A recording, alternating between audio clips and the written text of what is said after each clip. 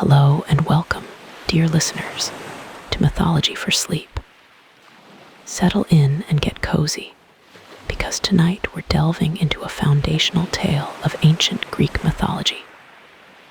We'll explore the dramatic beginnings of some of the most powerful beings, the Hecatoncheires, the Cyclopes, and the mighty Titans, born from the primordial union of Uranus and Gaia. It's a story of creation and immense forces, perfect for drifting off to. Now, let's begin our journey into the myths. But just before we begin, if our stories help you drift off, please tap the like and subscribe buttons. In my channel, you can find Norse, Greek, and Egyptian mythology tales. Comment and tell me which myth you'd like to hear next. Your support helps us craft and shape more calm stories for fellow night owls. And now let your shoulders sink softly into the mattress and your mind drift into today's tale. Here's the condensed version, aiming for a reduction of approximately 336 words.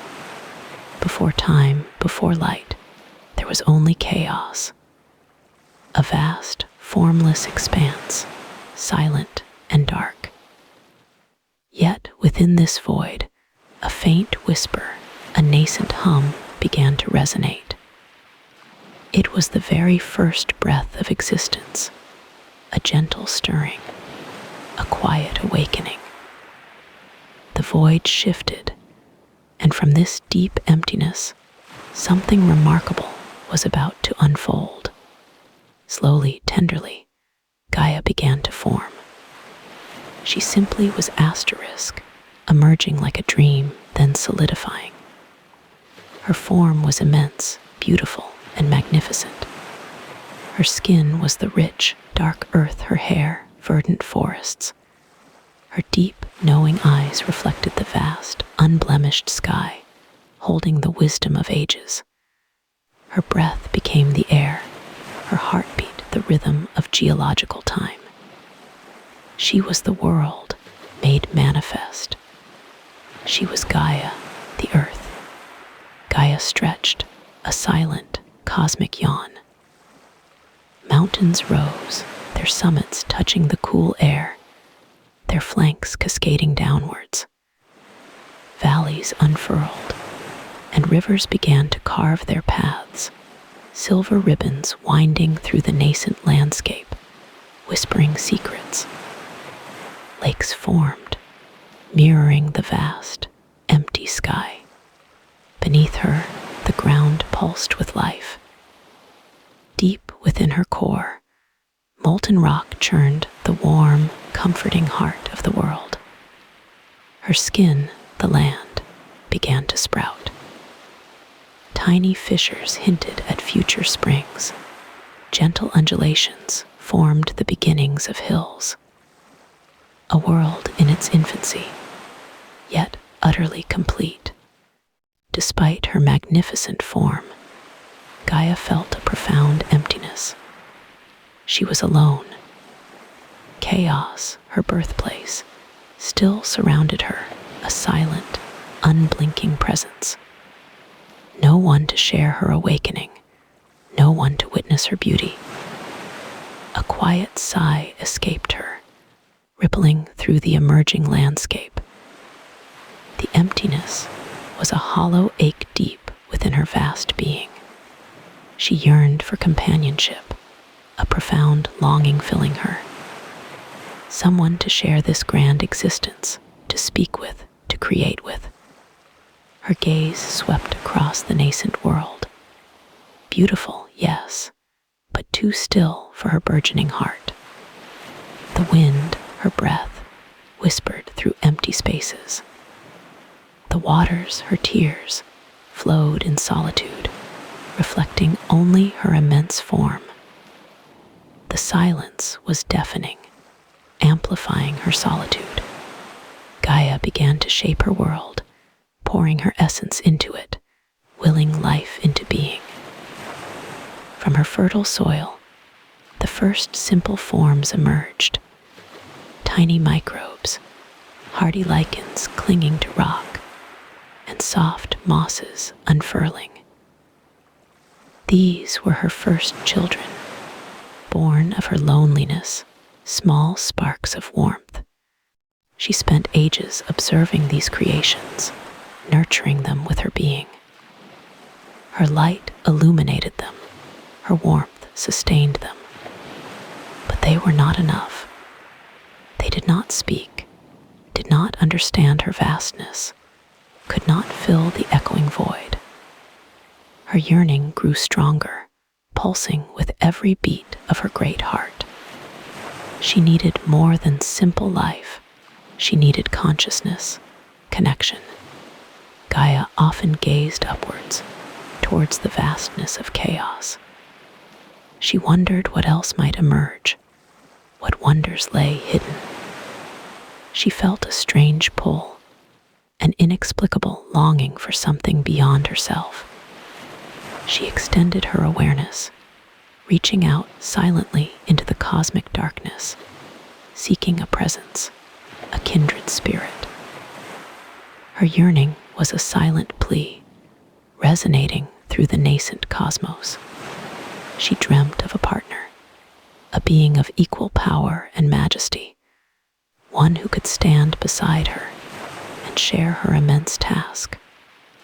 Her dreams were vivid, filled with light, laughter, and other voices. She imagined hands intertwining, eyes reflecting her own longing, a shared future vibrant with diversity. These dreams sustained her, a beacon in her solitude, fueling her quiet hope. Gaia began to reshape her own form. She smoothed mountains, deepened valleys, widened rivers. She created vast, shimmering oceans, dark and mysterious, their surfaces reflecting the nascent sky. These oceans pulsed with her longing, mirroring her vastness, holding the promise of untold life. She shaped them with intention, each curve a silent prayer, each wave a whisper of her desire. She created islands within these oceans, adorned with nascent foliage, perfect in their isolation. She willed the air to be clear, the light gentle, the warmth constant. She perfected her environment, making it ready for the arrival of another, for the fulfillment of her deepest wish. Her efforts were tireless, her dedication absolute. Her thoughts often returned to union. How could two vast entities come together? She pondered the mysteries of life, the interplay of forces, the merging of essences. She felt a profound sense of anticipation, a quiet excitement, a hopeful tremor. She was ready for the next step, for creation on a grander scale. The silence, once a heavy cloak, now felt like a prelude, the quiet before a magnificent symphony. She listened intently, not for sounds, but for sensations, for subtle stirrings of cosmic energy, for the faintest hint of another presence. She opened herself fully, extending her welcome, broadcasting her longing into the void. It was a silent invitation, a gentle beckoning, a hopeful prayer. Her entire being resonated with this invitation, an open canvas waiting for a brushstroke. She envisioned the children they might have beings of immense power and beauty, who would populate her world and carry on her legacy. Her imagination soared, painting vibrant pictures of future generations, exploring her mountains, sailing her oceans, living in harmony. These visions filled her with purpose, giving her solitude meaning, transforming her longing into powerful drive. Gaia felt a new kind of energy, a creative force. She directed it outwards, willing it to manifest, focusing her immense will. She was an active creator, shaping her own destiny. Her determination was unwavering. She would not remain alone forever. The very air around her shimmered, a subtle vibration. The nascent light within her glowed brighter, pulsing with anticipation. Mountains hummed, rivers flowed with new vigor, oceans rippled.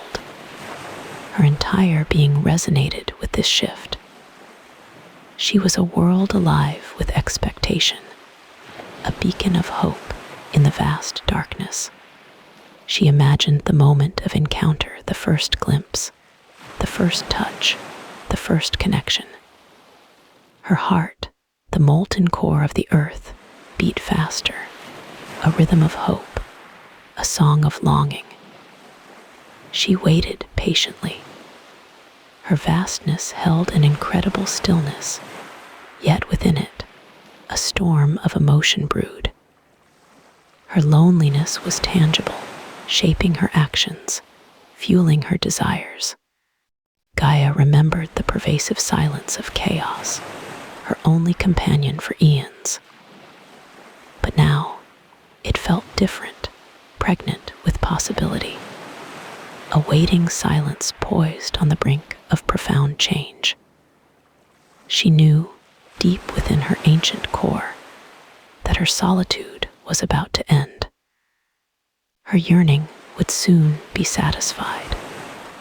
The universe was preparing for a new dawn, and she was too. She looked upon her nascent world with pride. It was a testament to her power, a reflection of her beauty, a canvas waiting for more colors, a stage set for grand play. She had created it from nothingness, breathed life into it, prepared it for what was to come. Her work was not yet finished, but this first phase was complete. She had laid the foundation, created a home, a world ready for life, for love, for companionship. Her form felt light, the lightness of anticipation, of hope fulfilled. She felt connected to everything she had created, mountains her bones, rivers her veins, oceans her blood, air her breath. She was the earth, and the earth was her. Now, she was ready to share herself, to welcome another. Her heart pulsed with this readiness, a slow, steady, powerful beat.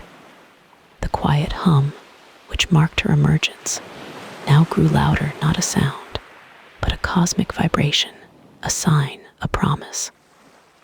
Gaia felt it deep within. It was the approach of something new, powerful, something that would change everything. Her journey from solitude was nearing its end. Her yearning was about to be answered. The stage was set. The world was waiting. And Gaia, the magnificent earth, was ready. Her calm exterior belied the profound anticipation within. She was a universe of silent yearning. The vastness of everything, the swirling mists of chaos, began to part. From within this ancient, formless expanse, something new began to stir. It was a deep, resonant hum, a gentle vibration that pulsed through the very fabric of existence. Then, slowly, gracefully, Uranus emerged. He was the sky itself, a boundless canopy of shimmering stars. His form was not solid, but rather a cosmic tapestry of indigo and violet.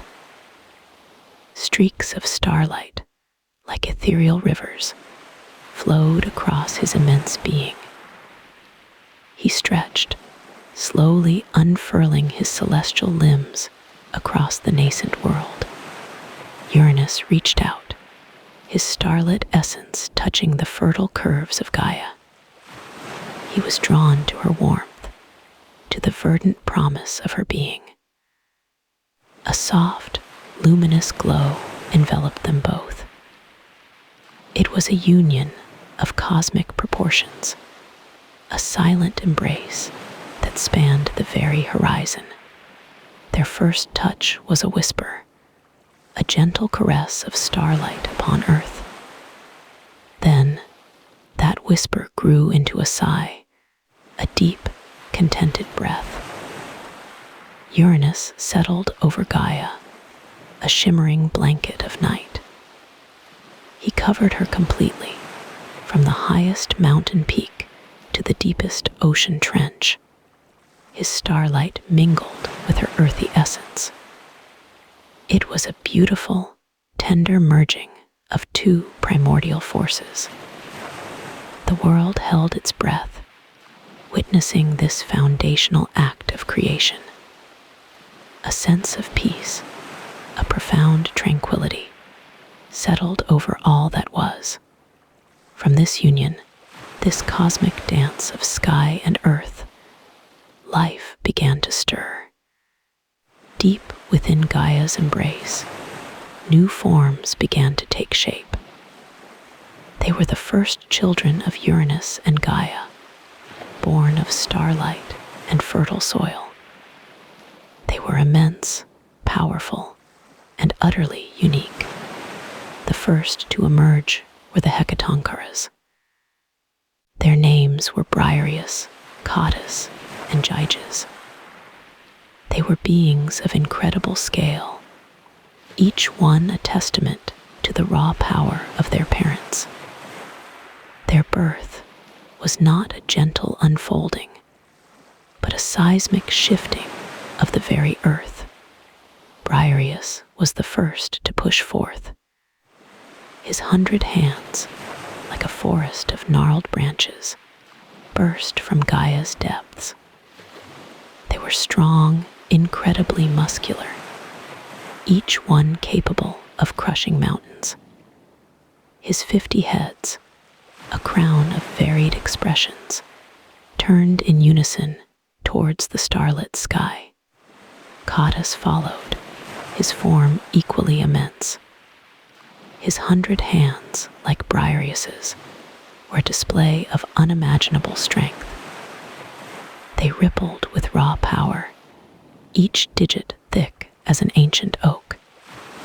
His 50 heads, a multitude of faces, surveyed the vastness of their new world. They were curious, yet also imbued with a fierce, primal energy. Finally, Gyges emerged, completing the trio. His 100 hands, like his brothers, were a chaotic symphony of power. They stretched and flexed, reaching for the stars. His 50 heads, a kaleidoscope of emotions, turned slowly, taking in the immense landscape. Their eyes, though varied, all held the same deep, ancient wisdom. Each of the Hecatoncheires possessed 100 hands. These hands were not delicate or graceful. They were powerful, knotty, and strong. They were capable of grasping, crushing, and lifting with unimaginable force. Imagine 100 tree trunks, each one moving independently, yet working together in perfect, synchronized motion. Their skin was rough, like the bark of an ancient tree, yet also possessed a faint, starlit sheen. It was a testament to their dual parentage, earth and sky. Their muscles rippled beneath this tough exterior, a constant testament to their immense strength. They were truly formidable beings, and their heads, 50 heads each. This was perhaps their most striking feature. Each head had a distinct face, a unique expression. Some were stern and stoic, others wide-eyed and curious. Some bore the marks of ancient wisdom, while others seemed to hold the innocence of a newborn. It was a multitude of perspectives, a chorus of silent thoughts. Imagine 50 pairs of eyes, each one observing the world from a slightly different angle. They blinked in unison 50 times over. Their 50 mouths, though silent, hinted at a cacophony of voices, a multitude of thoughts and feelings. It was a visual marvel, both awe-inspiring and slightly unsettling. Gaia, in those initial moments, felt a surge of maternal joy. She had given birth to her first children. They were powerful, a testament to her strength and fertility. She watched them with a proud, loving gaze, her vast form trembling with quiet contentment. She saw their immense strength, their boundless energy. She imagined them helping her shape the world, lifting mountains, carving valleys. They were her mighty offspring, born of her union with the magnificent Uranus. A wave of warmth spread through her earthen being, but as she observed them more closely, a subtle unease began to creep in. Their sheer scale, their multitude of limbs and heads, was truly overwhelming. They were not beautiful in the conventional sense, not like the graceful forms that would later appear. They were raw, untamed, almost monstrous in their appearance. Their 100 hands, though powerful, seemed to flail and twitch, a constant, restless motion. Their 50 heads, while fascinating, created a sense of chaotic multiplicity. It was as if too many thoughts, too many perspectives, were contained within a single being. Gaia felt a faint tremor of apprehension. She had envisioned beautiful children, reflections of her own nurturing essence. These beings, while powerful, were a departure from her expectations.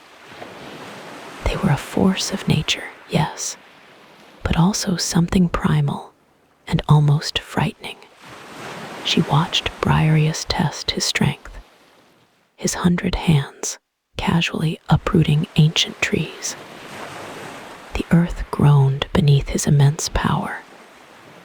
Codus, with his 50 heads, seemed to be constantly scanning the horizon, an unsettling intensity in his many eyes.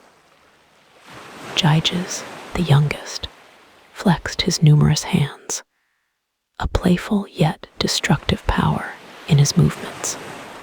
Their very presence seemed to warp the landscape around them. The ground compressed under their weight.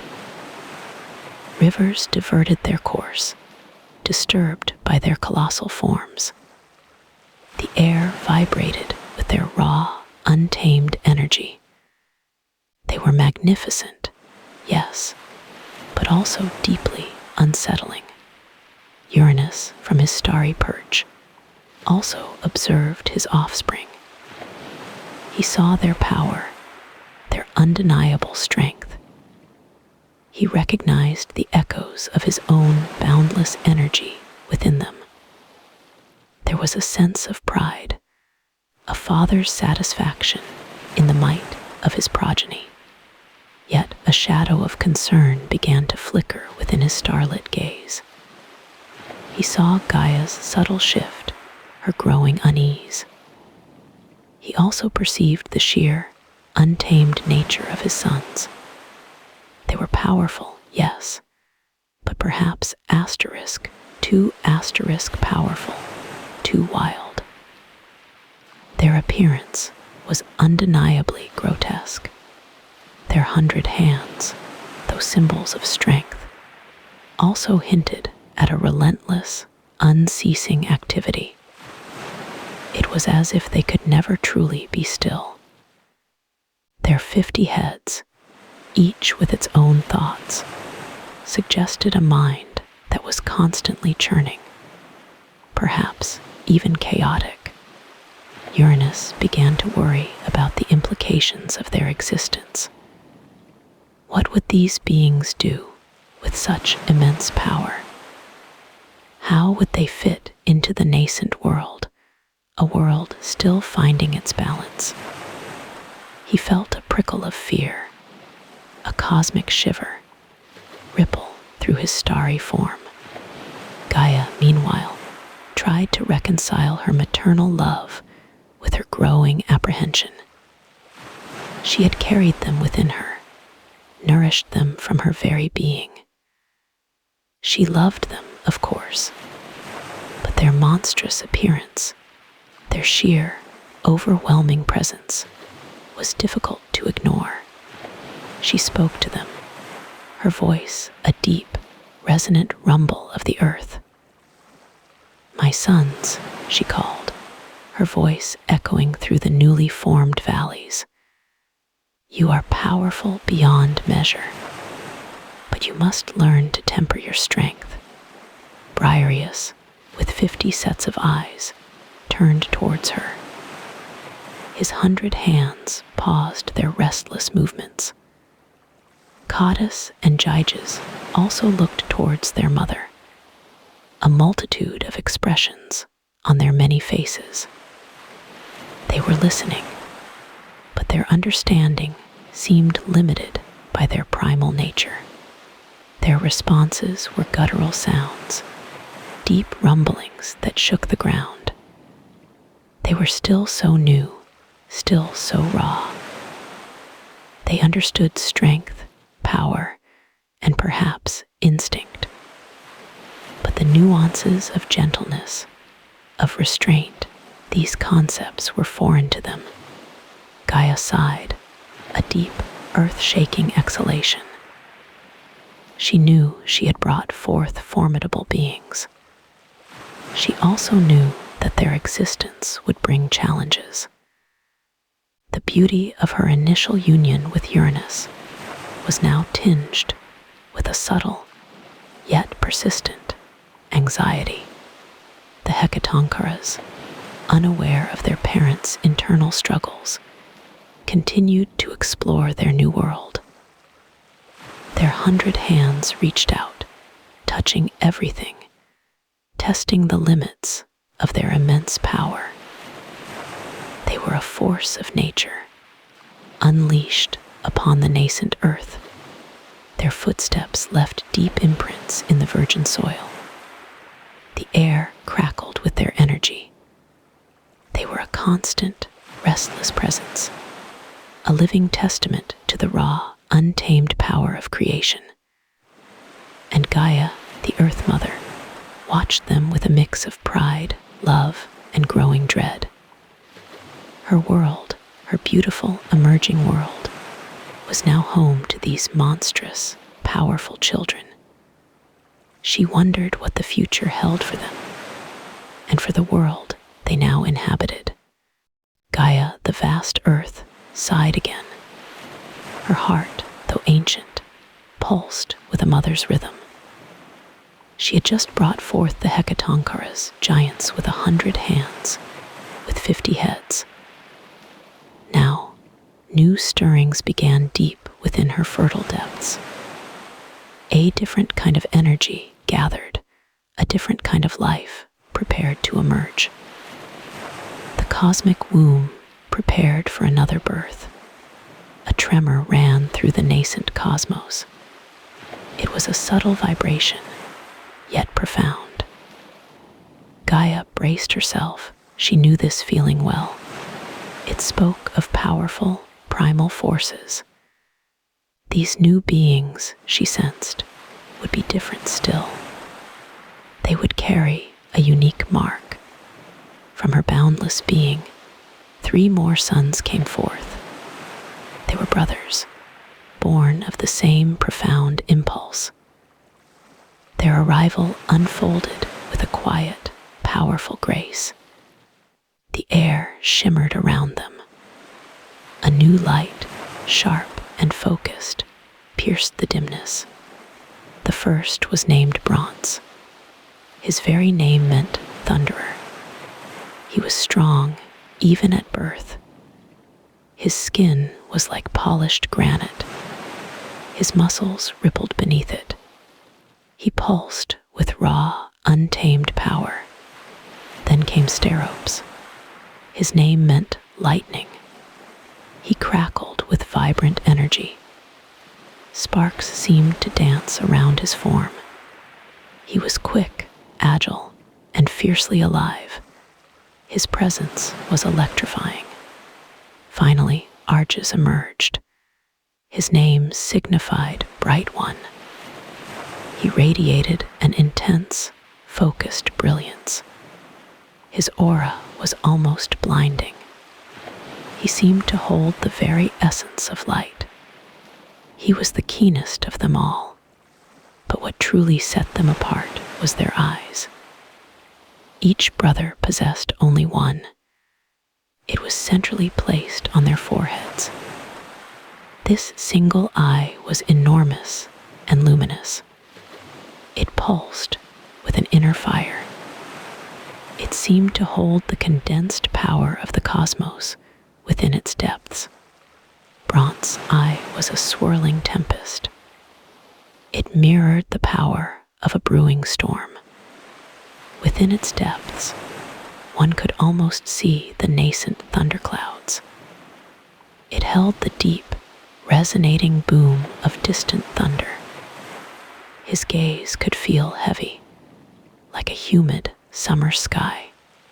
Steropes' eye blazed with a sharp, electric blue. It was like a sudden, brilliant flash.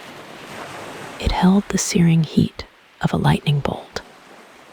One could almost hear the crackle of static. It was a gaze that could pierce through darkness. Arges' eye glowed with an intense, steady white light. It was pure and unwavering. It held the brilliance of a star at its zenith. It was a gaze that could illuminate the deepest shadows. His sight was sharp, precise, and utterly clear. These were the Cyclopes. Their name, too, spoke of their unique vision. It meant round-eyed or circle-eyed. They were not monstrous in the way of the Hecatoncheires. Their power was more refined. Their forms were more compact. Yet their strength was immense. It was a strength born of elemental force. They embodied the raw power of the storm. They were the very essence of thunder and lightning. Their bodies were forged from cosmic might, and with their strength came an innate skill. They were master smiths, even from birth. Their single eyes gave them unparalleled focus. They could see the hidden patterns in metal. They could discern the precise moment for shaping.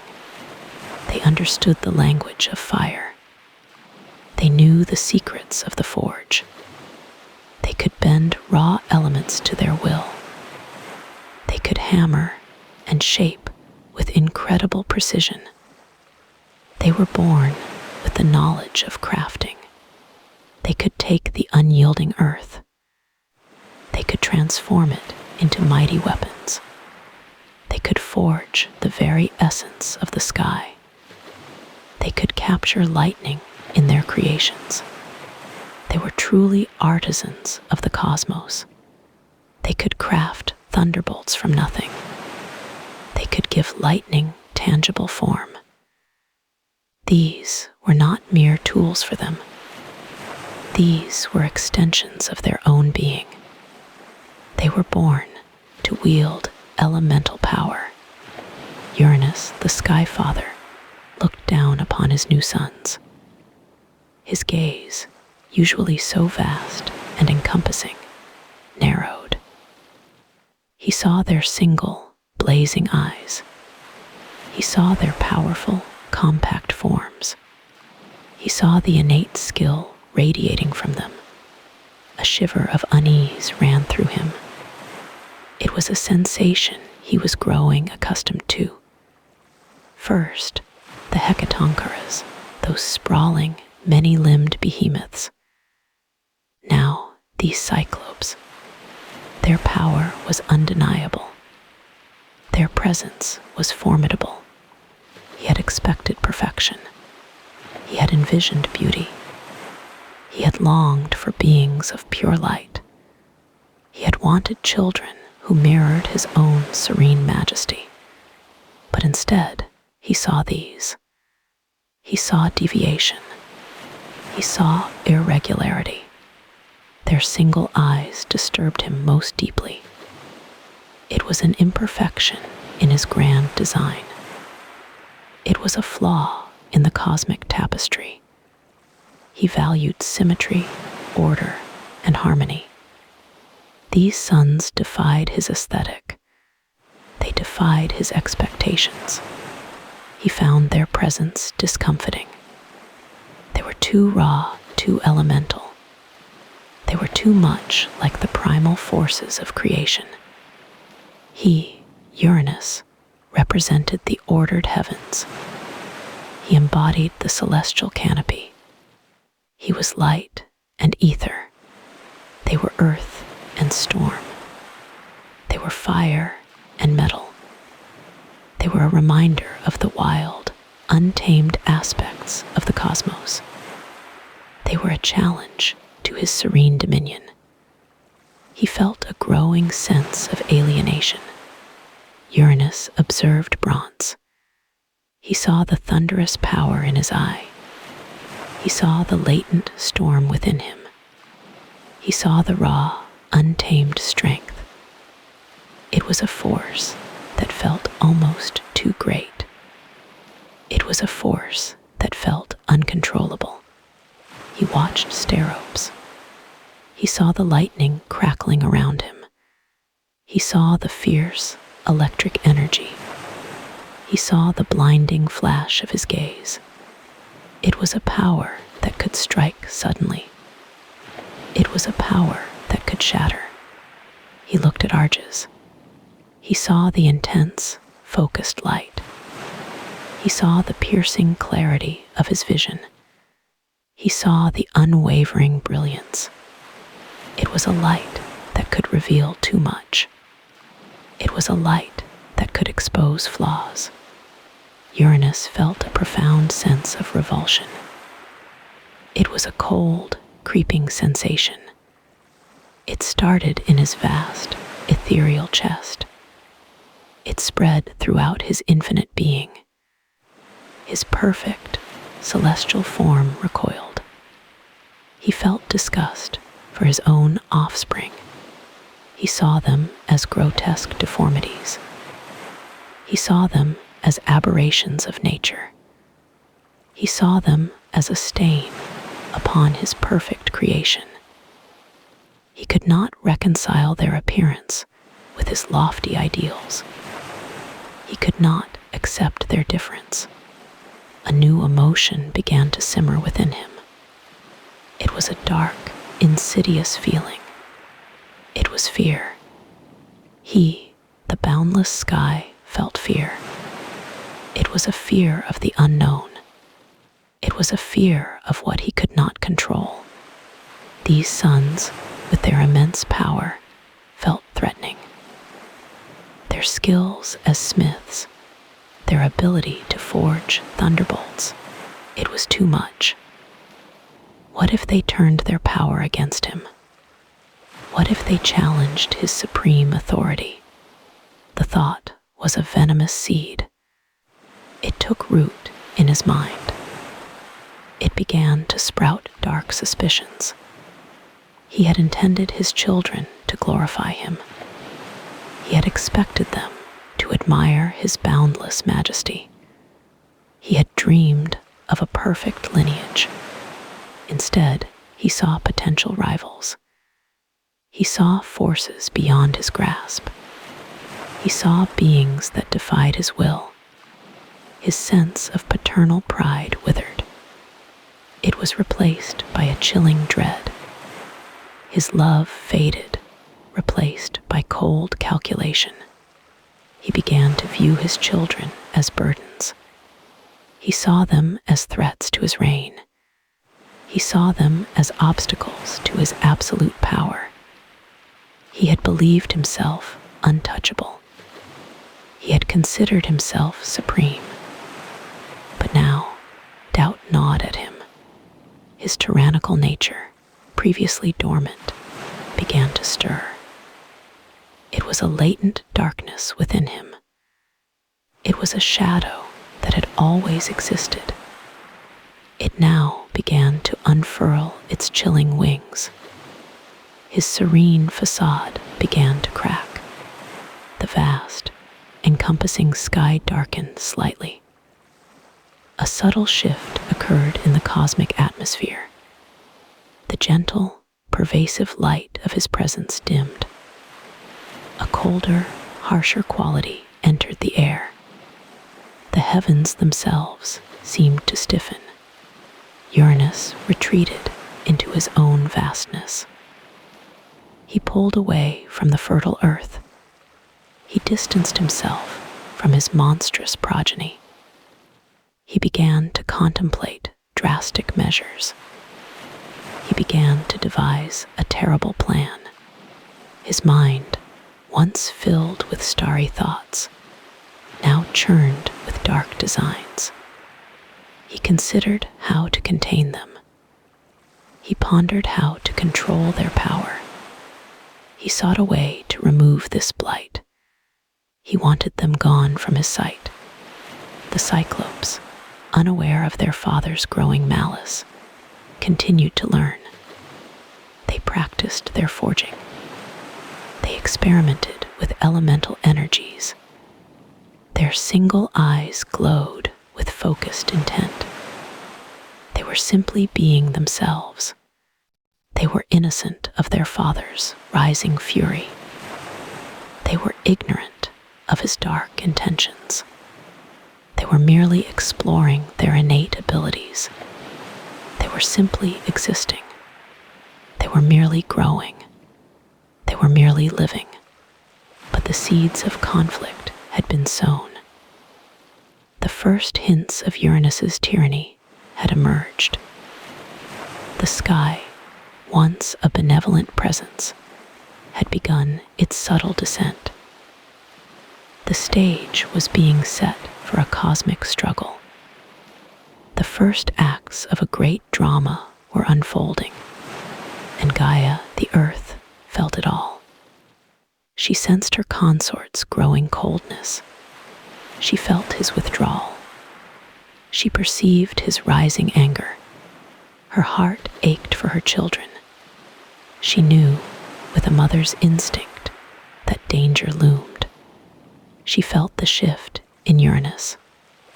She recognized the dark turn. She understood the implications. Her fertile embrace had brought forth life, but her consort's fear would soon bring forth sorrow. The cosmic balance was beginning to waver. The air grew heavy with unspoken tension. The vibrant energy of creation began to mingle with the chill of dread.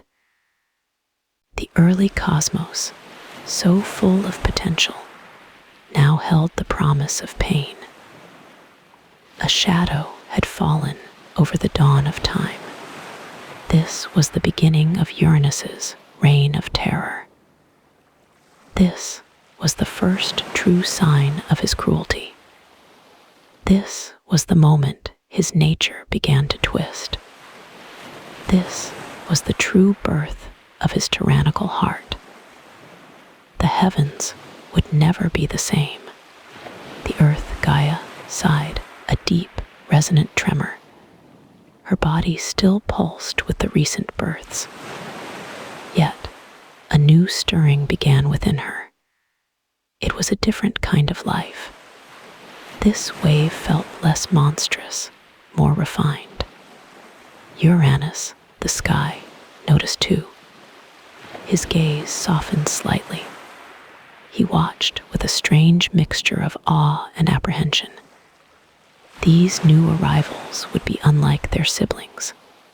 From Gaia's fertile depths, they emerged, 12 in total. 6 sons, 6 daughters. They were beautiful, even in their nascent forms. Their skin shimmered like polished marble. Their eyes held the wisdom of ages. They were immense, yes, but proportioned. They possessed human-like features. These were the Titans. First came Oceanus. His presence brought the scent of salt. He flowed like a mighty river. His voice echoed with the sound of crashing waves. He was the eldest. He embodied the boundless, encircling sea. He moved with a quiet, immense power. Then Cous appeared. He was a being of intellect. His mind was vast, encompassing all knowledge. He held secrets of the cosmos. He looked outward, toward the distant stars. His gaze was piercing, analytical. He pondered the very fabric of existence. Creus followed. He was the pillar of the south. His strength was undeniable. He embodied the constellations. He was steadfast and resolute. His presence brought a sense of stability. He was an anchor in the shifting cosmos. Hyperion emerged next. He radiated light and warmth. He was the very essence of the sun. His presence banished shadows. He brought forth the dawn. His form glowed with an inner fire. He was glorious to behold. Apetus strode forth. He was strong and purposeful. He embodied mortality. He was the father of many. He carried the weight of destiny. His shoulders seemed to bear the heavens. He was a figure of great gravity. Finally, Cronus. He was the youngest son. Yet, he was the most ambitious. He bore a cunning intelligence. His heart held a seed of defiance. He was destined for greatness. He was born with a sharp, calculating mind. The daughters arrived just as majestically. Theia was luminous. She was the goddess of sight. Her eyes saw brilliance. She brought forth the glitter of gold. She was radiant, shimmering. She saw the world in vibrant hues. Rhea was serene and nurturing. She was the mother of gods. Her presence brought comfort. She was destined to bear many children. She embodied fertility and abundance. Her touch was gentle, yet firm. Themis was wisdom personified. She was the embodiment of divine law. Her judgments were always just. She brought order to chaos. Her voice was clear and unwavering. She understood the balance of all things. Mnemosyne was memory itself. She held all knowledge. She recalled every event. She preserved the past. Her mind was an infinite library. She remembered everything that ever was. She was the keeper of all stories. Phoebe shone with prophetic light. She was associated with the moon. Her insights were profound. She saw into the future. Her wisdom flowed like a quiet stream. Her eyes held ancient secrets. Tethys was the spirit of fresh water. She nourished all life. She was the mother of rivers. Her essence brought life. She flowed gently, endlessly. She was the source of all springs. Together they stood, immense and powerful. They were the Titans. They were a new generation. They were a step closer to divinity. Uranus watched them carefully. A tremor of unease rippled through him. He saw their combined strength. He sensed their potential. Fear, cold and insidious, began to grip Uranus. He remembered the Hecatoncheires, their 100 arms, their immense power. He remembered the Cyclops, their single eye, their destructive force. He had banished them. He had pushed them back into Gaia's womb. He had done it to protect his reign. Now these new children, they were less monstrous, yes, but their power was different. It was more refined. It was more insidious. It was the power of intellect. It was the power of cosmic forces. It was the power of unity. He saw their intelligence. He saw their ambition. He saw their growing confidence. They were not easily intimidated. They did not cower before him. They looked at him with an almost equal gaze. This was intolerable. Uranus's paranoia grew. It festered within him. He was the sky, the ruler. He had established order. He had brought forth life. He would not be usurped. He would not allow it. He would not be overthrown. His gaze hardened.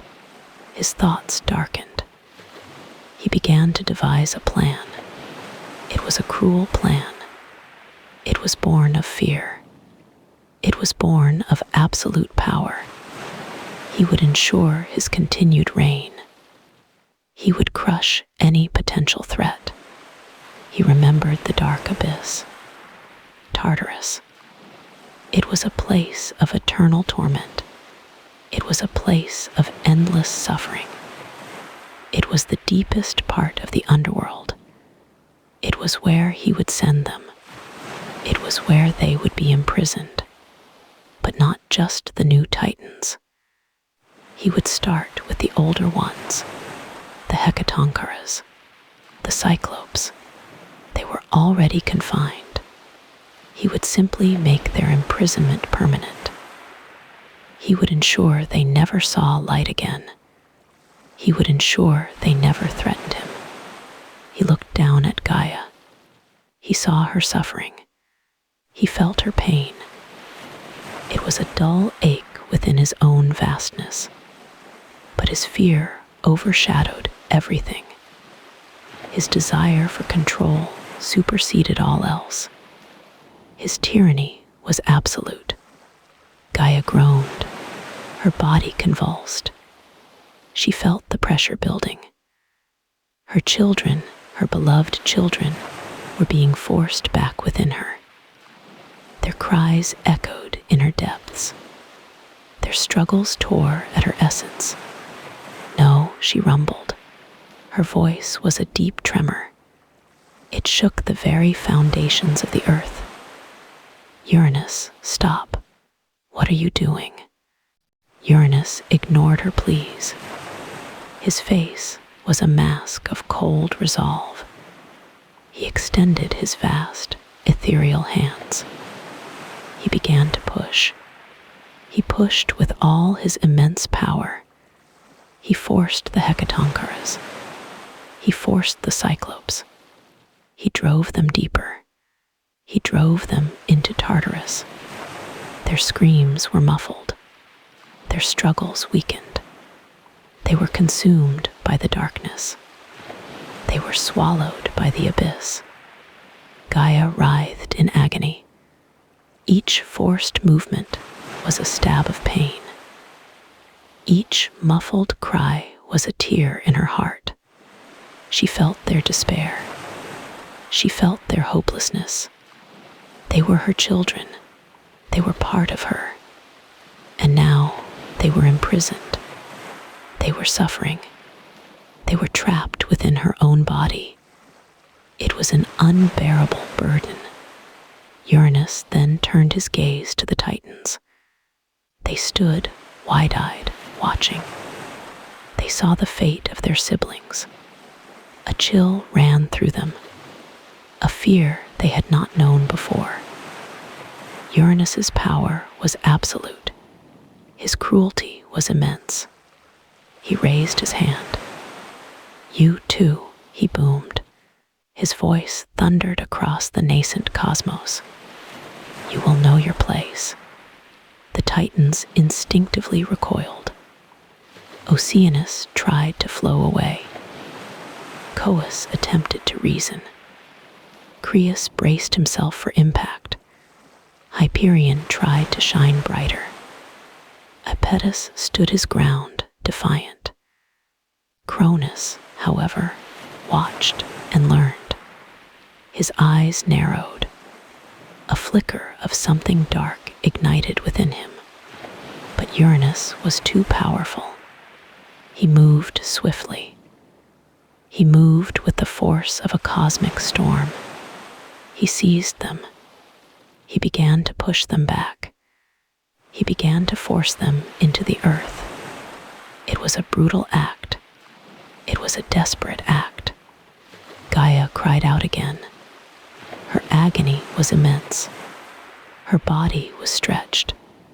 Her essence was torn. She felt the weight of her children. She felt the crushing pressure. She felt the darkness of Tartarus. It was a prison within her own being. The Titans struggled. They fought against his power. Oceanus tried to flood him. Coeus tried to outwit him. Creus pushed back with all his might. Hyperion tried to blind him with light. Iapetus wrestled against his grasp. But it was futile. Uranus was too strong. His fear had made him ruthless. His paranoia had made him relentless. He forced them deeper. He forced them into the earth. He forced them into the dark abyss. They were swallowed by the darkness. They were imprisoned within Gaia. Gaia shuddered. Her whole being trembled. She was a mother. She was a living planet.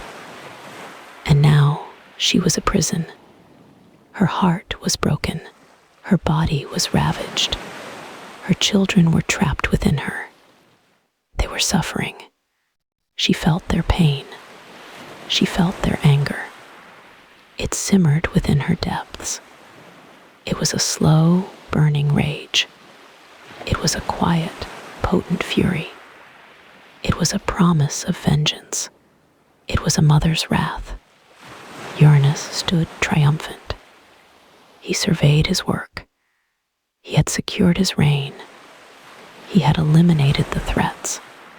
He had asserted his dominance. He felt a perverse satisfaction. He felt a cold sense of peace. He had no idea. He had no inkling of the seeds he had sown. He had no clue of the vengeance to come. He had no understanding of a mother's love. He had no comprehension of a son's ambition. Gaia lay still. Her surface seemed calm, but beneath a storm brewed, a storm of sorrow, a storm of anger, a storm of rebellion. She would not forget this. She would not forgive this. She would find a way. She would free her children. She would make him pay. And Cronus, the youngest Titan, remembered. He remembered the fear in his siblings' eyes. He remembered the struggle. He remembered the betrayal. He remembered the brutal power of his father. He remembered the suffering of his mother. He lay trapped in the darkness, but his mind was clear. His resolve was firm. His ambition burned brighter. He would not stay here. He would not suffer forever. He would find a way out. He would exact his revenge. He would become the new ruler. The cosmos held its breath. The earth groaned in pain. The sky stood in silent triumph. But the balance had shifted. The seeds of change had been sown. A new era was dawning. An era of conflict. An era of vengeance. It would begin with a mother's plea. It would end with a son's betrayal. The stage was set. The tragedy had begun to unfold.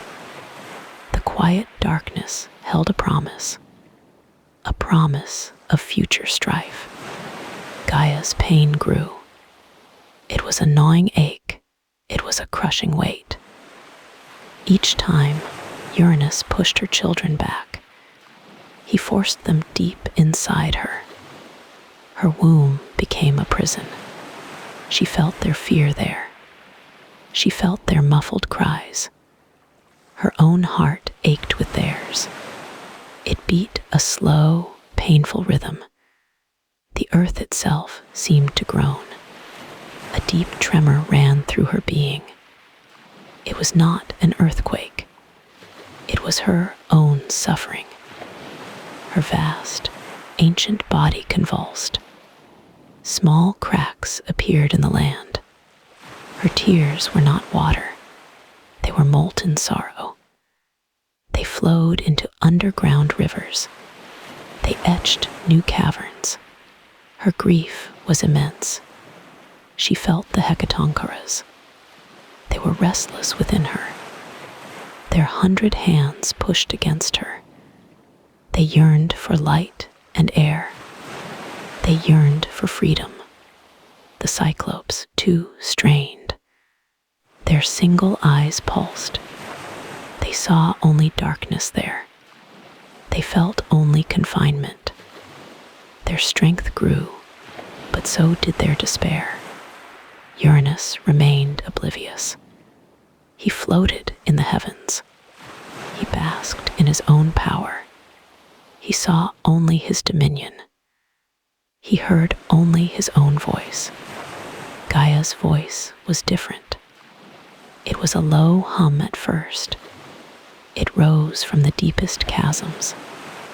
It vibrated through the earth's core. It reached her other children. These were the Titans. They lived on her surface. They walked among nascent mountains. They watched the new rivers flow. They saw their mother's sorrow. They felt the earth tremble. They heard her muffled cries. They saw the land crack. They felt her pervasive pain. It touched their very souls. Oceanus felt the sea churn. It was not a storm. It was Gaia's turmoil. His vast waters mirrored her anguish. They swelled and receded with her pain. Cous felt the stars waver. Their light flickered. It reflected Gaia's suffering. His intellect could not grasp it all, but he felt the profound distress. Creus felt the ground shift. The mountains groaned with it. He watched the rocks crumble. He saw the earth's surface weep. He felt her deep desolation. Hyperion felt the sun dim. Its warmth seemed to lessen. A chill permeated the air. He felt the light itself mourn. He felt Gaia's cold despair. Ipetus felt a primal urge. It was a restless feeling. He saw his mother's burden. He sensed the injustice. A new anger stirred within him. Cronus felt a sharp pang. It was a foreign emotion. He had known only comfort. He had known only peace. Now, he felt his mother's agony. He heard her faint whispers. They were carried on the wind. They spoke of confinement. They spoke of suffering. They spoke of unspeakable pain. He saw the cracks in the earth. He saw the sorrowful rivers. He saw the dimming sun. He felt the true depth of her despair. He felt her desperation. Gaia's voice grew stronger. It was a mournful lament. It echoed across the valleys. It reached the highest peaks. It filled the primordial air. "My children," she moaned. Her voice was raw with pain. "My beloved Titans," she called to them. "Hear your mother's plea." "I suffer," she cried out. Her voice was a broken sob. "I suffer endlessly," she told them. "Uranus torments me. He imprisons your siblings." She explained her agony. "He forces them back inside." She detailed his cruelty.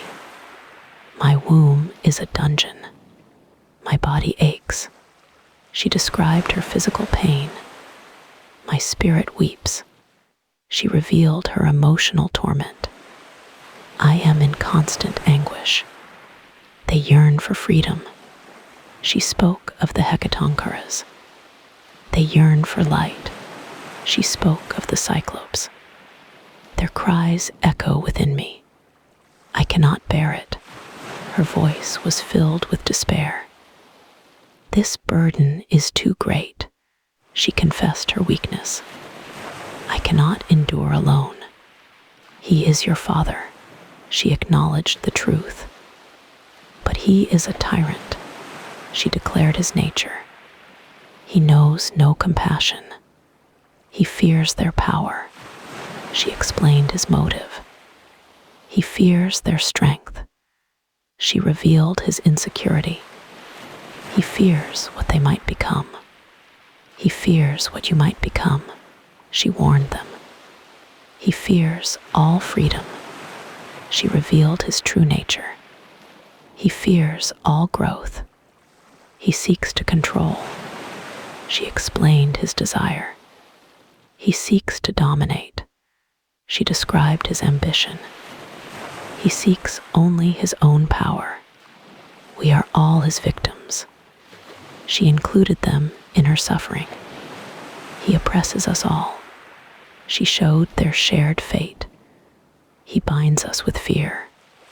"My children, my strength." She appealed to their loyalty. "My hope, my salvation." She placed her trust in them. "You are my only hope. Rise up with me." She pleaded for their help. "Join your mother." She asked for their unity. "End this suffering. He must be stopped." She declared the necessity. "His tyranny must end." She demanded justice. "For all our sakes." "You are powerful." She reminded them of their strength. "You are mighty." She instilled courage. "You are my progeny. Do not fear him." She urged them to be brave. "He is not invincible." She revealed his weakness. "He is only cruel." A heavy silence fell. The Titans stood motionless. They absorbed her words. They felt the weight of her plea. They looked at each other. Their faces showed their turmoil. Oceanus looked at the churning sea. He saw his mother's pain. He felt the enormity of her request. Cous gazed at the flickering stars. He tried to comprehend. He weighed the consequences. He considered the immense risk. Creus looked at the broken earth. He saw the scars. He felt the tremor of her anguish. He understood her desperation. Hyperion watched the dimming sun. He felt the cold. He sensed the encroaching darkness. He understood the stakes involved. Epidus's jaw tightened. A fire began to stir within him. He felt the righteous anger. He felt the call to action. Cronus felt a cold dread. He felt a profound fear. He was the youngest. He had known only peace. Violence was alien to him. He looked at his mother. Her face was etched with pain. Her eyes held deep sorrow. Her body seemed to wither. He heard his siblings whisper. Their voices were low. They spoke of Uranus's power. They spoke of his wrath. They spoke of the danger. They had seen his strength. They had felt his presence. He was their father. He was the sky itself. He was immense. Their fear was palpable. It hung in the air. It was a heavy cloak. It threatened to smother Gaia's plea. It threatened to bind them further. Phoebe trembled slightly. She held her brother Cous's hand. She felt her mother's pain, but she also felt great fear. Thea looked away. Her eyes were wide with apprehension. She imagined Uranus's fury. She imagined his retaliation. Rhea's heart ached.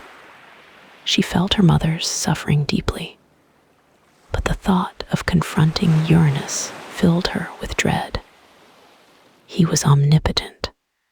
Themis stood firm. Her gaze was steady. She weighed the justice of it. She understood the necessity, but fear still gnawed. Mnemosyne looked at her mother. She saw the true depth of her agony. She knew the suffering would continue. She knew the cycle would repeat. But confronting Uranus, it was an unthinkable act. It was an act of rebellion. It was an act of defiance. It was an act of war. Gaia watched them. She saw their hesitation. She understood their fear. She felt their internal struggle. Her heart sank slightly. "My children," she pleaded again. Her voice was softer now. "Do you not feel their pain?" She appealed to their empathy. "Your siblings suffer. Do you not feel my asterisk pain?" She asked directly. "Am I not your mother?" She reminded them of their bond. "Do you not love me? This cannot continue." She stated the plain truth. The earth cannot bear it. She spoke of her own limits. "I cannot bear it. He will imprison you too." She warned them of their fate. "He will bind your power." She spoke of their future. "He will take your freedom. He fears freedom itself." She reiterated the core issue. "He fears all potential." She explained his tyranny. "He seeks only stagnation." "Will you stand by?" She challenged their inaction. "Will you watch me suffer?" She questioned their loyalty. "Will you let your siblings perish?" The Titans looked at each other again. The weight of her words pressed upon them. The truth of her suffering was undeniable. The threat to their own freedom was real. A slow resolve began to form. It was tentative at first. It was born of fear. But it was also born of love. It was born of necessity. Oceanus looked at the turbulent sea. He felt the call. Cous looked at the flickering stars. He saw the path. Creus looked at the broken earth. He felt the burden. Hyperion watched the dimming sun. He saw the need for light. Apetus's eyes blazed. He felt the surge of power. Cronus, the youngest, still hesitated. His fear was immense, but the sight of his mother's pain gnawed at him. Her plea echoed in his mind. He saw the lines of sorrow on her face. He heard the despair in her voice. He felt the tremor in the earth. He felt the cries of his unborn siblings. A cold, hard resolve began to set. It was not courage. It was a grim determination. It was born of duty. It was born of a terrible justice. He looked at his mother. Her eyes held her plea. He looked at his siblings. Their faces held their fear. He looked at the sky. He saw Uranus's dominion. He made his decision. It was a silent one. It was a terrible one. It was one that would change everything. It was one that would shape the world. He stepped forward. His voice was low. It was steady. It held a chilling resolve. It cut through the silence. "Mother," he said, his voice was soft. "We hear you." His words were clear. "We will act." The Earth Mother Gaia sighed. Her voice, a deep, resonant hum that seemed to vibrate through the very fabric of the cosmos, echoing through hidden caverns deep within her being, and shimmering across the nascent oceans. Her sorrow was a palpable weight, a melancholic mist that clung to the nascent mountains and whispered through the primordial forests. She spoke of Uranus's boundless cruelty, a tyranny that stretched across the boundless expanse of the heavens. How he had, with callous disregard, imprisoned their children, the mighty Cyclopes, within the deepest, most lightless chasms of Tartarus. Their single, luminous eyes now shrouded in perpetual gloom. And with even greater disdain, he had cast away the formidable Hecatoncheires, beings of monstrous strength and countless limbs, into the abyssal void, their echoing cries of despair lost in the cosmic silence. A profound ache settled in Gaia's vast heart, a yearning for their freedom, for the scales of justice to finally balance. And with a sigh that seemed to stir the very air, she called upon her other Titan children for a champion, a brave soul to right these grievous wrongs. Her mournful plea, a lament woven from starlight and sorrow, stirred the hearts of her Titan sons, though not always to action. Oceanus, the boundless river that encircled the world, felt her suffering like a tide, a deep, pervasive ache within his watery depths, his vast currents churning with unspoken sympathy. Coas, the Titan of intellect and inquiry, pondered her words with a detached, almost academic precision, his mind a labyrinth of possibilities and consequences, but no clear path to intervention. Creus, the pillar of the south, felt a pang of empathy, a flicker of commiseration for his mother's plight, but it was quickly overshadowed by a chilling awareness of Uranus's unyielding might. Hyperion, the radiant Titan of light, dimmed his brilliant aura, a subtle acknowledgement of the darkness that had fallen upon their family, his golden rays softening to a somber amber, reflecting the pervasive gloom. And Hypatus, the Titan of mortality and violence, felt a sharp, almost physical prick of anger, a nascent fury simmering beneath his stoic exterior. Yet the paralyzing fear of Uranus's legendary, unyielding wrath, a fear that had been meticulously cultivated through countless acts of brutal dominance, kept them silent. Their gazes, once so defiant, now averted, shrinking from the cosmic weight of their father's power. They did nothing, their powerful forms rendered inert by apprehension, their potential for action stifled by the very air of fear that Uranus had so effectively woven around them. Then, through the hushed, almost reverent silence that had fallen upon the assembled Titans, Cronus, the youngest and often overlooked Titan, spoke. His voice, though initially a quiet murmur, carried an unexpected resonance, a nascent power that seemed to vibrate through the very air. A fire, not of the destructive kind, but a smoldering ember of righteous indignation, burned within him, a growing resentment for his father's relentless tyranny and his mother's profound, unending suffering. He felt the sharp, stinging bite of injustice, a raw wound that refused to heal, and the crushing weight of his family's collective fear, a suffocating blanket that threatened to extinguish all hope.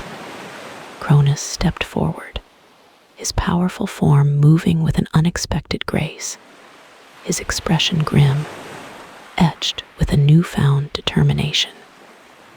His eyes, usually shadowed by a quiet introspection, now held a nascent resolve, a flicker of steel that had not been there before. He looked at his weary mother, her vast form bowed by sorrow, and felt a surge of protectiveness, a fierce, primal instinct to shield her from further pain. He spoke with a quiet conviction, his voice gaining strength with each word. "Mother, I hear your pain. It echoes through the very ground beneath my feet, a lament that stirs my soul. Our father, Uranus, has brought this upon himself. He has ruled with a cruelty that knows no bounds, betrayed his own children, and brought dishonor upon our name, tarnishing the very essence of our existence." His voice gained strength, a steely edge emerging, cutting through the heavy silence. He fears what he cannot control, the inherent strength of his own offspring, the burgeoning power that flows within our veins. He seeks to imprison it, to shackle it with chains of fear and darkness. But such power, born of the cosmos itself, cannot truly be broken. Cronus paused, his gaze sweeping across his silent, fearful brothers, their forms still and unresponsive, like statues carved from trepidation. A flicker of scorn, sharp and cutting, crossed his face. "They cower," he stated, his voice laced with disdain, their spirits shackled by the very thought of our father's wrath. Fear is a chain, a binding force that prevents action, that suffocates hope. I will not be bound by it. I will not stand by and watch as injustice reigns.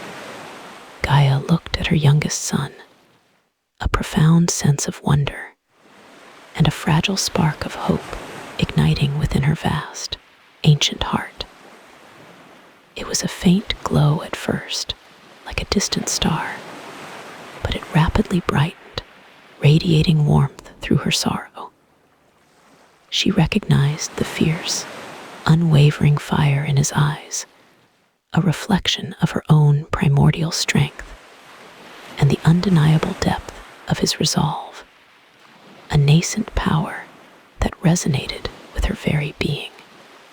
"My son," she whispered, her voice a soft, rustling breeze through ancient leaves, "Uranus is powerful. His might is boundless, his vigilance unceasing. How will you overcome him? How will you, a single Titan, challenge the very fabric of the heavens?" Cronus met her gaze, his own unwavering, a beacon of determination in the growing twilight. I will not face him alone, Mother. I will use his own arrogance against him, his boundless self-regard, his blind trust in his own invincibility. He descends to embrace you, Mother, in the profound darkness of the deepest night, his guard lowered by desire. This, Mother, is our moment.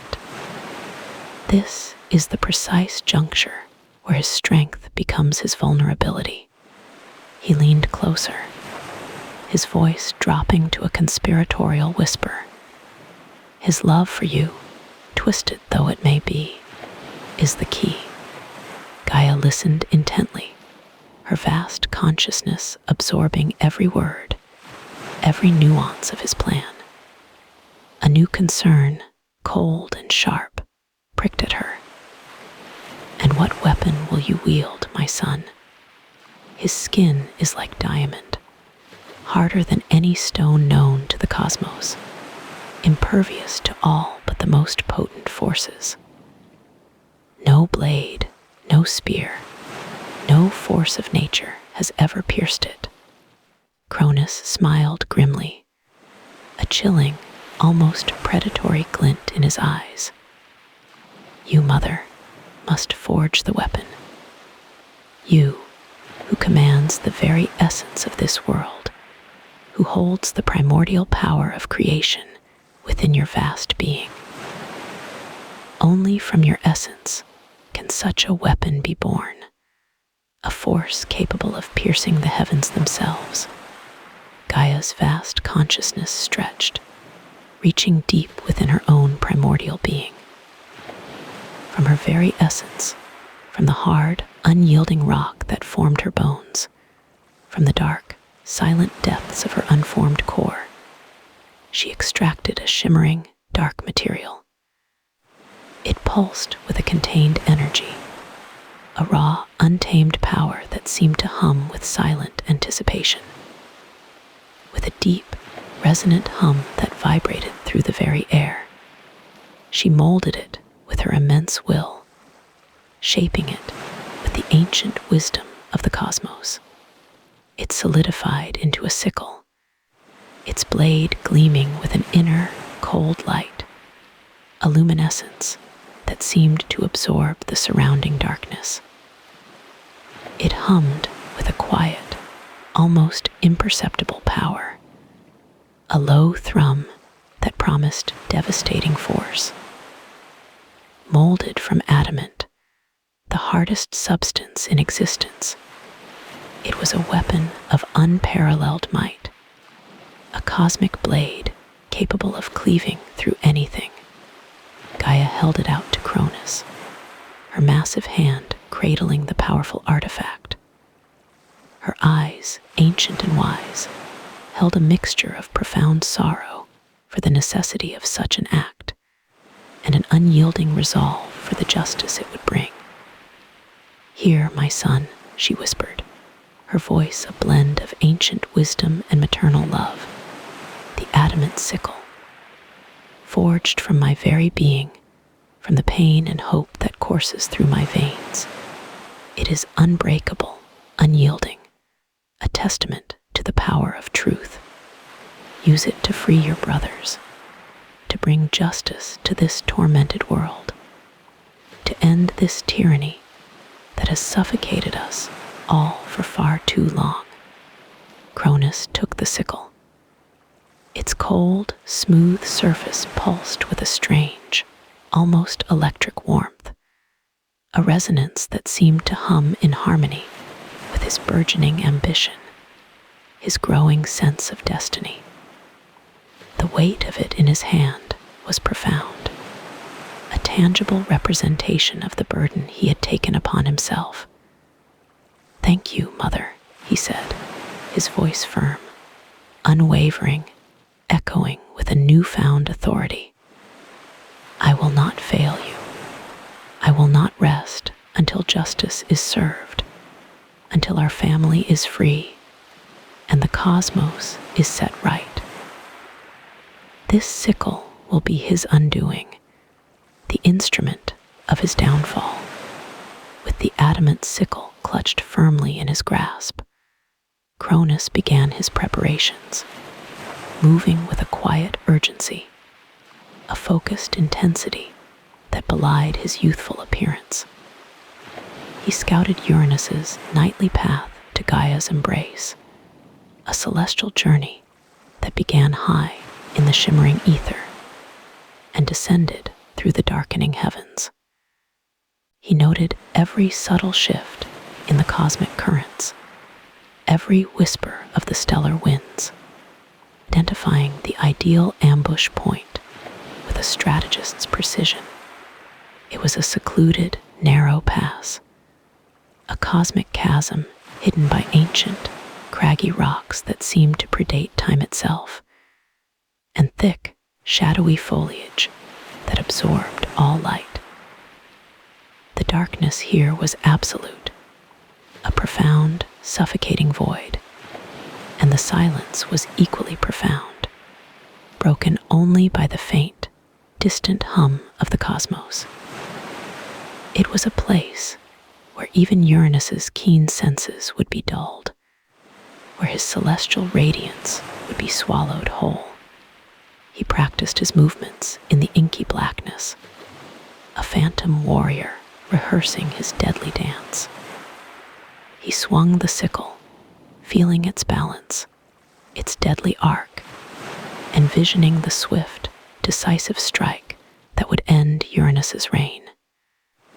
He pushed away any lingering fear, any tremor of doubt, focusing instead on his mother's enduring pain, a searing wound that fueled his resolve, and his brother's unjust imprisonment, a constant reminder of the tyranny he sought to dismantle.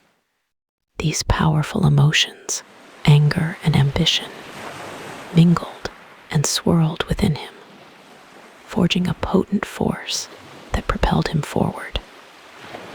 He thought of the mighty Cyclopes, their single, luminous eyes now clouded with despair in Tartarus, and the castaway Hecatoncheires, their myriad limbs bound by cosmic chains, feeling a burning indignation and a righteous fury that solidified his purpose.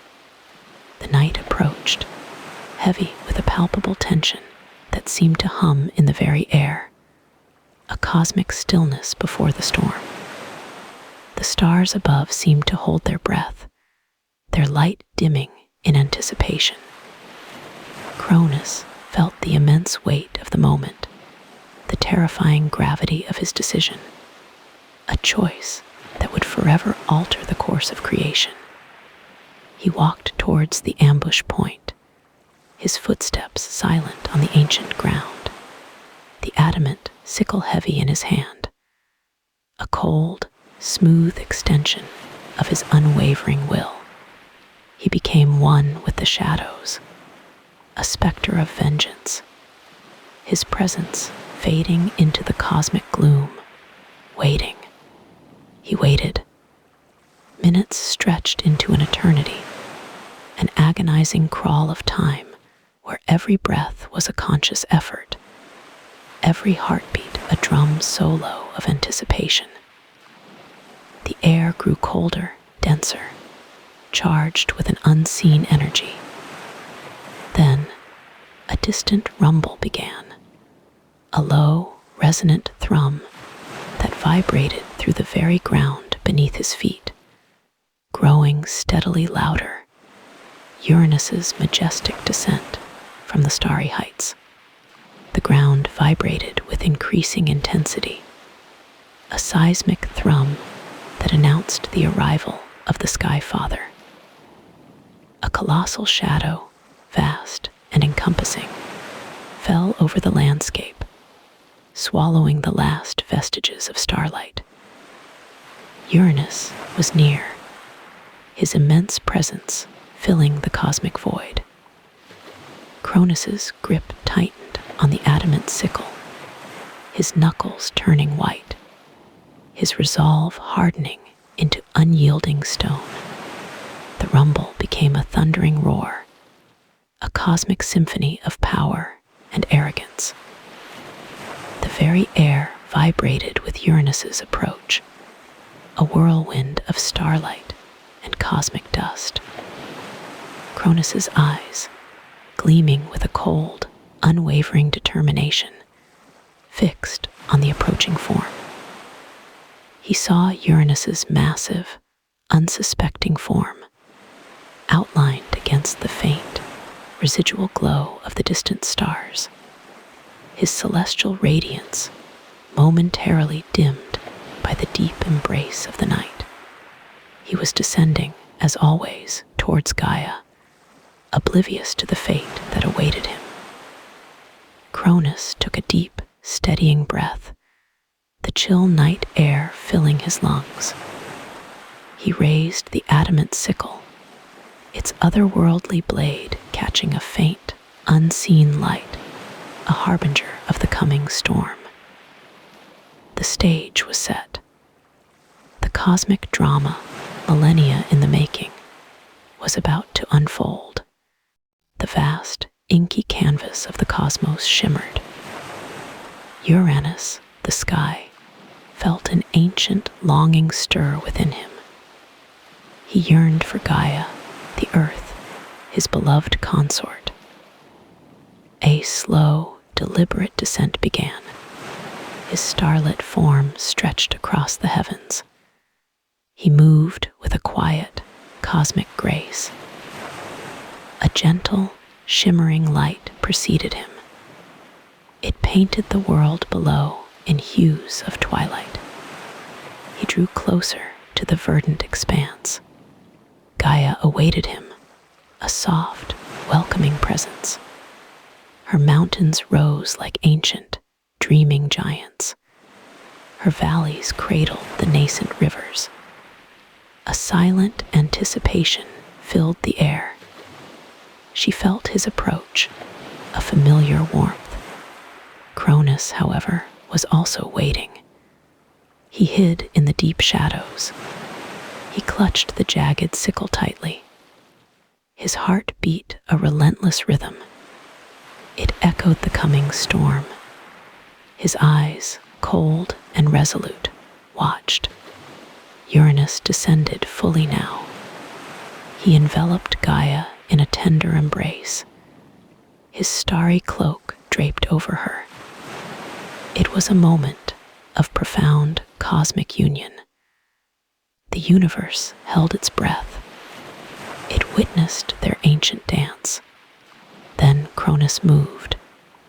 He sprang from the darkness. His movement was swift, precise. The sickle flashed in the dim light. It cut through the ethereal air. There was no hesitation in his strike. A searing pain erupted. It tore through Uranus's being. An agonizing cry ripped from his throat. It echoed across the nascent world. The sound was cosmic in its despair. It reverberated through the void. His form convulsed violently. The celestial embrace shattered. He recoiled from Gaia, wounded. The starry cloak dissolved around him. His light flickered, dimmed by agony. The pain was unbearable, absolute. Dark, viscous blood poured forth. It spilled onto Gaia's fertile surface. The warm, living earth received it. Each drop sizzled upon contact. It stained the verdant plains. The ground trembled beneath its weight. The blood was not ordinary. It was the essence of the sky god. It carried potent, primal energy. From these crimson drops, life stirred. New beings writhed into existence. They emerged from the sacred gore. First, the Aranais, the Furies. They rose from the steaming earth. Their forms were shadowy, spectral. Their eyes burned with unholy fire. Their hair writhed with venomous snakes. They were vengeance personified. They shrieked their birth cry. It was a sound of pure malice. It promised retribution eternal. They were born of spilled blood. They were born of a father's agony. They would forever pursue the guilty. Their voices were like grating stone. They echoed with ancient curses. They were the embodiment of conscience. They were the hounds of justice. They would hunt down all patricides. Their mission was clear, relentless. Next, the giants emerged.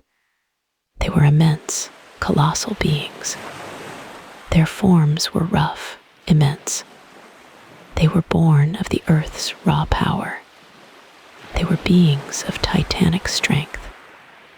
Their muscles rippled like mountains. Their skin was like solid rock. Their eyes glowed with fierce light. They were a challenge to the gods. They were born of chaos, conflict. They would one day wage war. Their presence was a prophecy. They roared their powerful birth cry. It shook the very foundations. It reverberated through the land. Their voices were like thunder. They were a force of nature unbound. They were primal, untamed. Finally, the Melii appeared. They were the ash nymphs, graceful. Their forms were slender, ethereal. They rose from the ash trees. They were born of softer blood. They were beings of gentle spirit. Their skin was like pale bark. Their hair like rustling leaves. Their eyes held ancient wisdom. They were protectors of the forests. They were guardians of the groves. Their presence brought quiet peace. They sang a soft, mournful song. It was a lament for Uranus. It was a hymn to new life. Their voices were like rustling leaves. They were a contrast to the Furies. They brought beauty to the bloodshed. Meanwhile, the severed genitalia fell. They tumbled through the vast air. They splashed into the boundless sea. The ocean churned, foamed. It received the potent essence. The waters began to shimmer. The sea bubbled with strange light. A pearlescent foam gathered. It swirled into a perfect form. This was the seed of Aphrodite.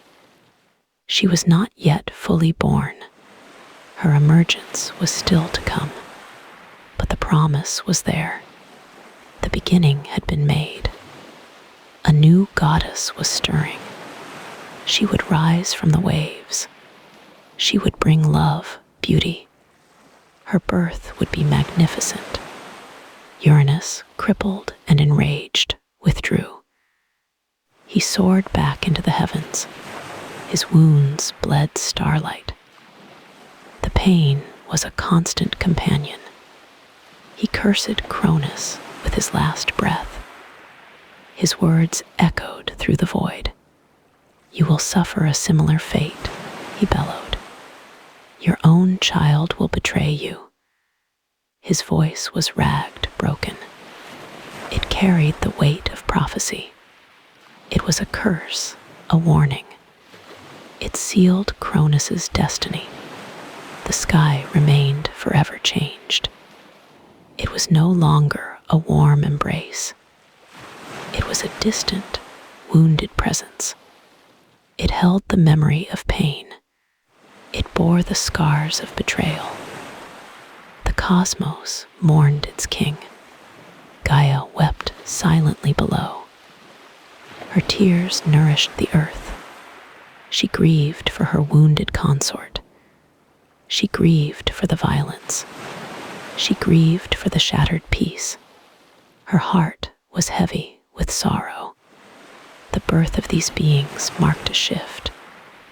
The old order was crumbling. A new era was dawning. The Titans now held power. Cronus was their ruthless leader. His reign had begun in blood. The Furies stalked the shadows. Their presence was a constant threat. They whispered of vengeance. They reminded all of the crime. They were a dark, living consequence. Their power was undeniable. The giants roamed the lands. Their massive forms cast long shadows. They were a force of raw power. They embodied wild, untamed nature. They were a constant, looming danger. Their future was uncertain. The Melii graced the forests. Their gentle presence was a balm. They brought beauty to the world. They offered solace and peace. They were a reminder of grace. Their magic was subtle, profound. The sea held its secret. The foam continued to churn. The promise of Aphrodite grew. Her essence imbued the waters. The ocean awaited her birth. It nurtured her budding form. Cronus stood triumphant, the sickle still in his hand. But Uranus's curse lingered. It hung heavy in the air.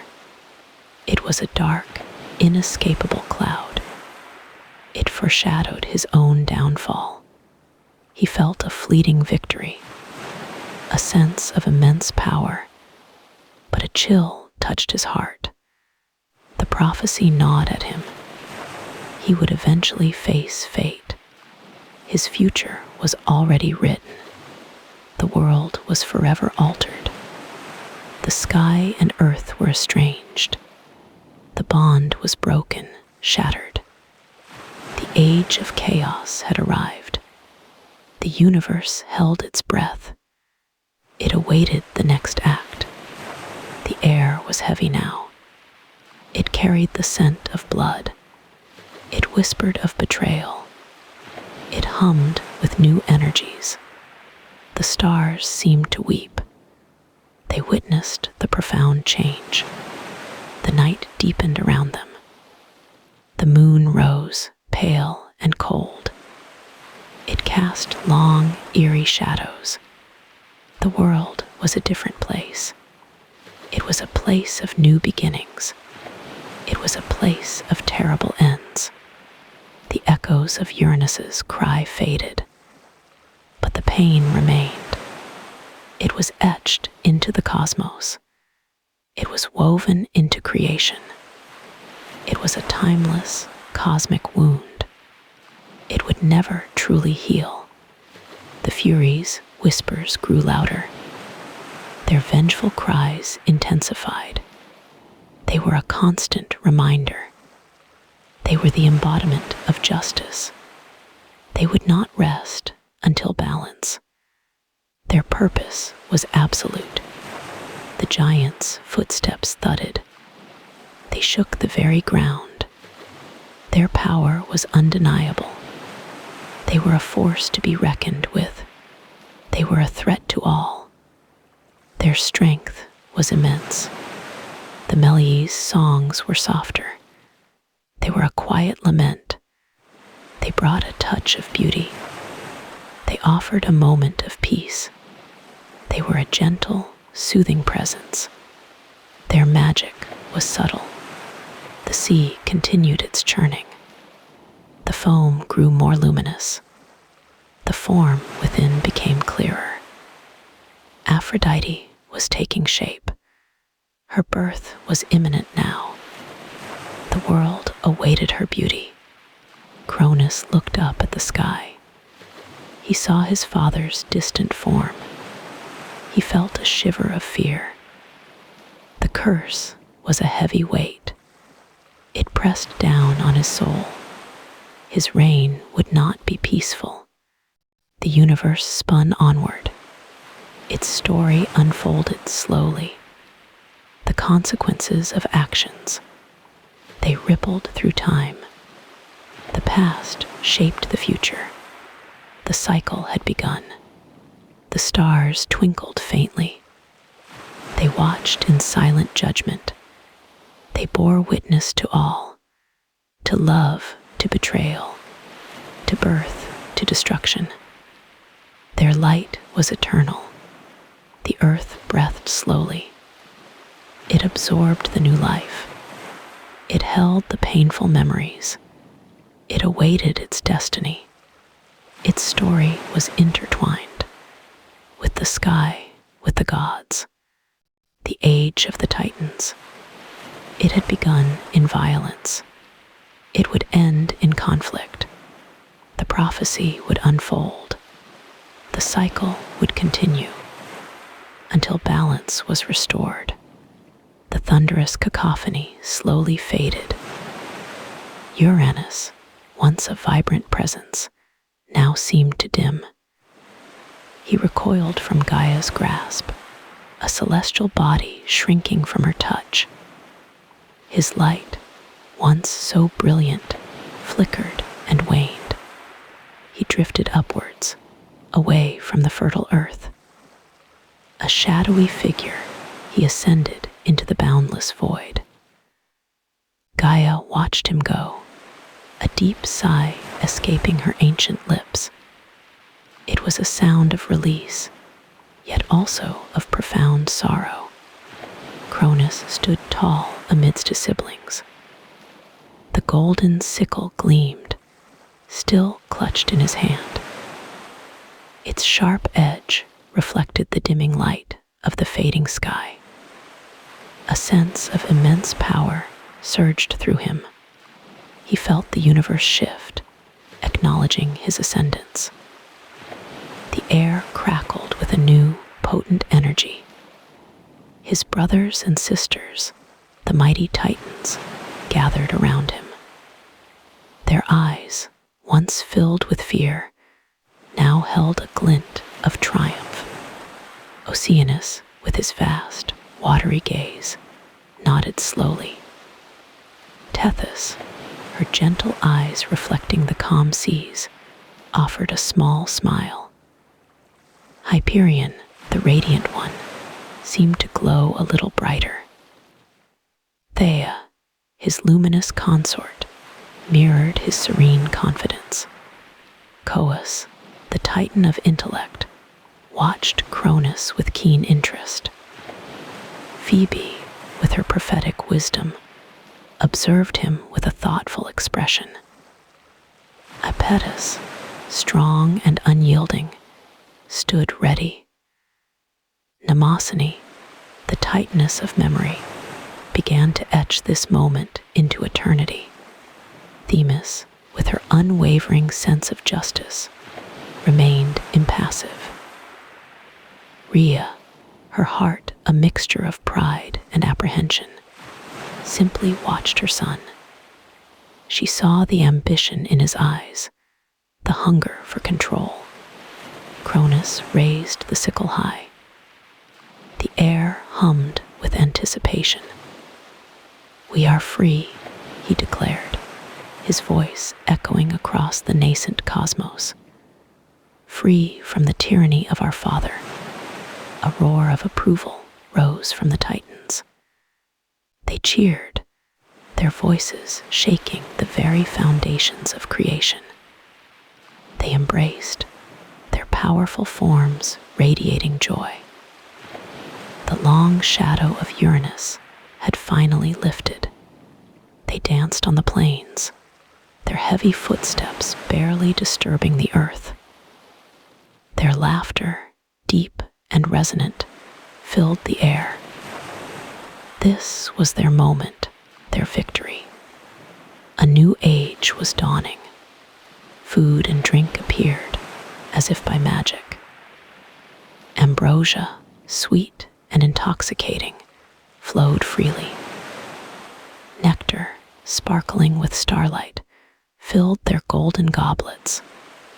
They feasted, celebrating their newfound liberation.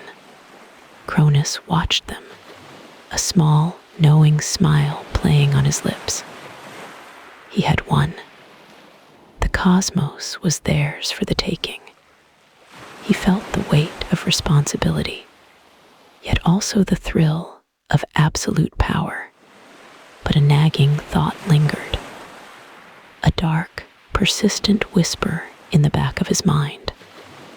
The Hecatoncheires, the Cyclopes, his monstrous brothers, they remained imprisoned deep within Tartarus. Their cries, though distant, still echoed in his memory. He had promised to free them. He had used their plight to rally his siblings. Yet a cold calculation settled within him. Their immense strength, their formidable power. Could he truly trust them? Would they challenge his authority? He remembered Uranus's fear, the way his father had recoiled from their strength.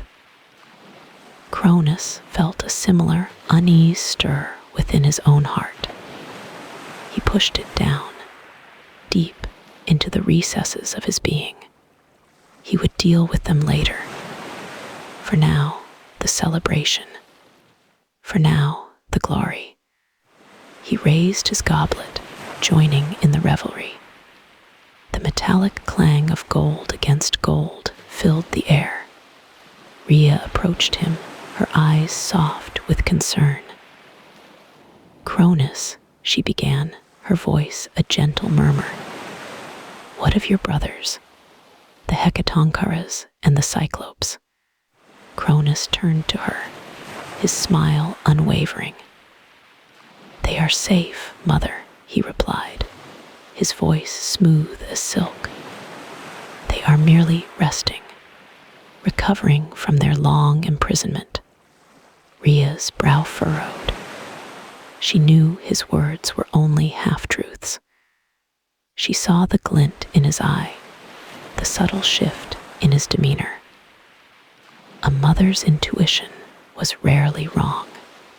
They deserve their freedom, Cronus, she pressed gently. They aided you. They are your kin. Cronus placed a reassuring hand on her arm. And they will have it in time. But first, we must establish our new order. The cosmos needs stability. He turned away, dismissing the topic. Rhea watched him, a growing unease settling in her heart. She saw the seeds of tyranny already taking root. The other titans, lost in their jubilation, did not notice. Or perhaps they chose not to. The taste of freedom was too sweet, too intoxicating. Oceanus, now relaxed, reclined on a cloud. His vast domain, the endless ocean, stretched out before him. He felt the gentle ebb and flow of the tides. A sense of peace settled over him. Tethys, intertwined with Oceanus, smiled contentedly. Her waters, now calm and serene, reflected the starlit sky. The world felt balanced, harmonious. Hyperion, the Lord of Light, ascended to his new throne. The sun, his personal chariot, awaited his command. He would bring forth the dawn, illuminating the new age. Thea, his radiant queen, sat beside him. Her gaze, warm and comforting, embraced the nascent world. She would bring forth the moon, guiding travelers through the night. Coeus, the titan of intellect, began to organize the cosmic laws. He pondered the vastness of the universe, the intricate dance of the celestial bodies. Order was essential. Phoebe, his wise consort, gazed into the future. Her eyes, deep and knowing, saw the unfolding tapestry of time. She saw glimpses of joy and whispers of sorrow. Apetus, the unyielding one, prepared for his role. He would be the father of powerful sons, shaping the future generations. His strength would be a foundation. Mnemosyne, the tightness of memory, began to record these events. Every triumph, every sorrow, every whisper of destiny. Her memory would be the universe's chronicle. Themis, the tightness of divine law, prepared her scales. Justice would be meted out, fairly and impartially. Her presence brought a sense of order to the chaos. Rhea, the mother of gods, watched her children. She knew her destiny was intertwined with theirs. She would nurture them, protect them, and perhaps, one day, challenge them. Cronus, now the undisputed leader, surveyed his domain.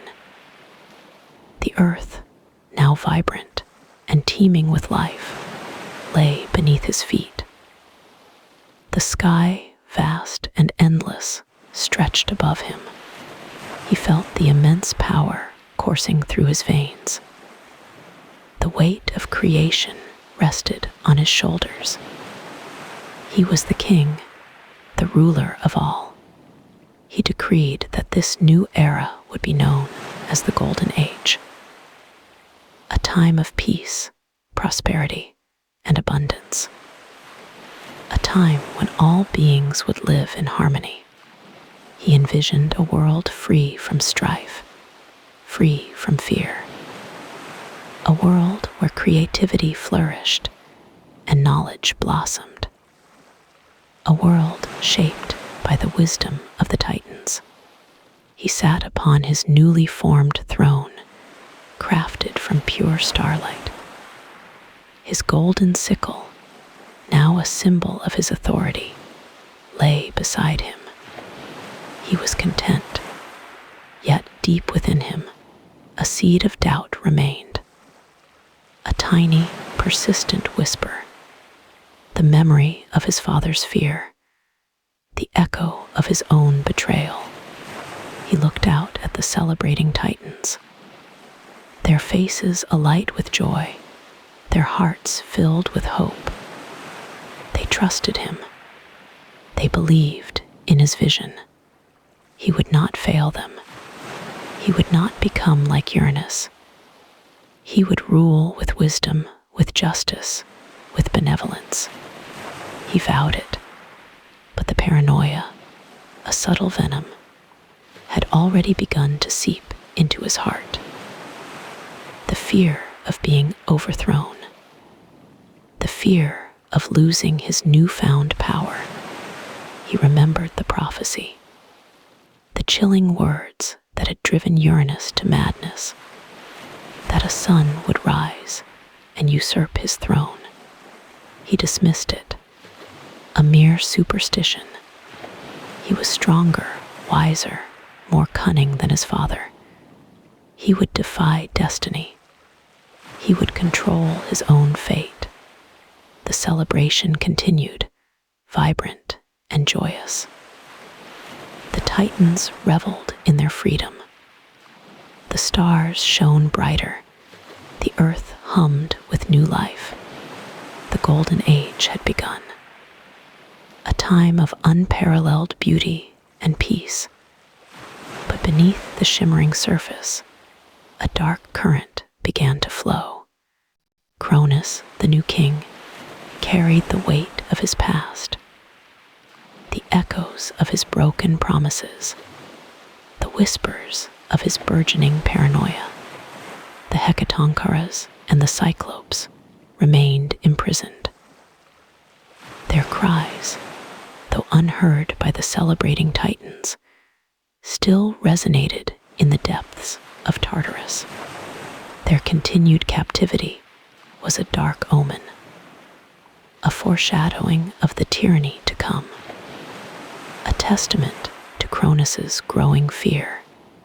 He would maintain his power at any cost. He would ensure his reign was absolute. He would break the cycle of patricide, or so he believed.